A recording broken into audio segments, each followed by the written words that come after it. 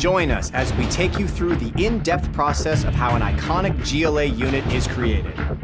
This is Command & Conquer: Beyond the Battle, Part 2.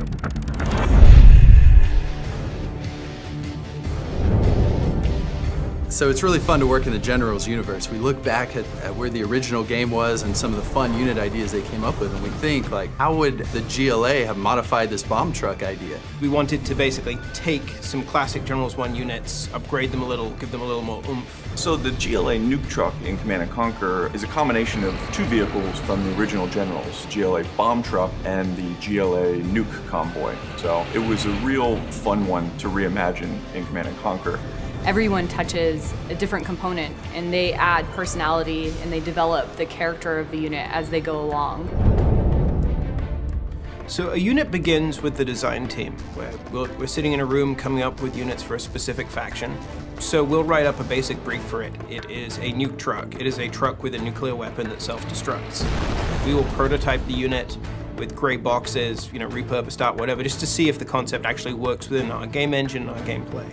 And from there, it lands in the art department's hands. We start in the concepting phase, and for us, we concept in a 2D form just because it's easy to rapidly iterate. When we arrive at what we feel is a very successful concept, it goes to the modeling team.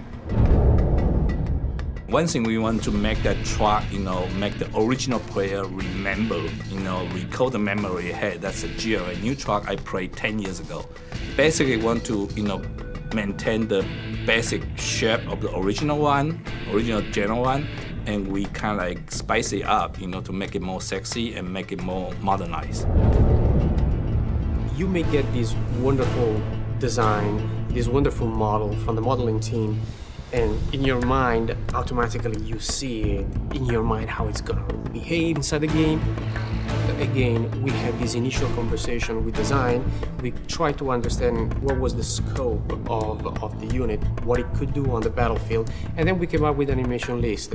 And the animation list included a speed boost, and so we created an animation that specifically makes this unit jiggle a little bit more as it charges against your enemy base. And then we created all the hit animation and all the move animation and so on and so forth. My job as a visual effects artist is to make people just sit back and go, awesome.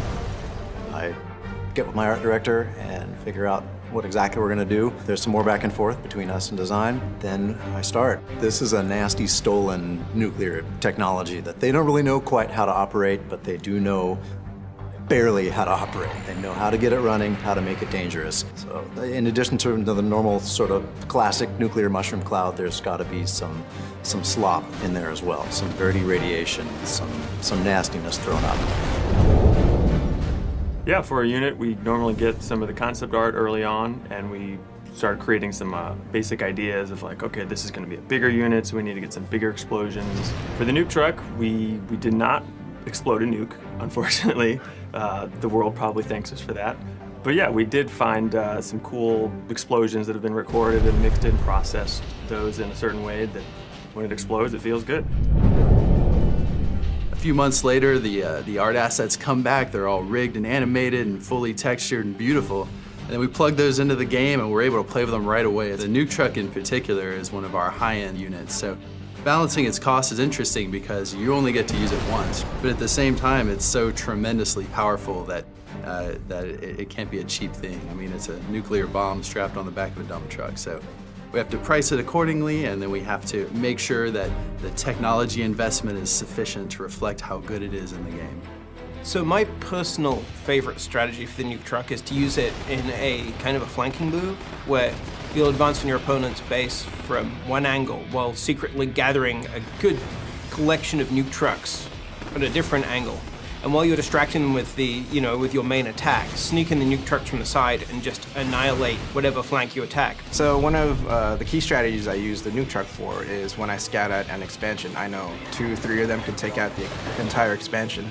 So what I do is just send over those 3, get one, kill all the workers, and send the other 2 to kill the structure. We've had great reactions so far. There's a lot more to come, and I cannot wait for the players to get their hands on it.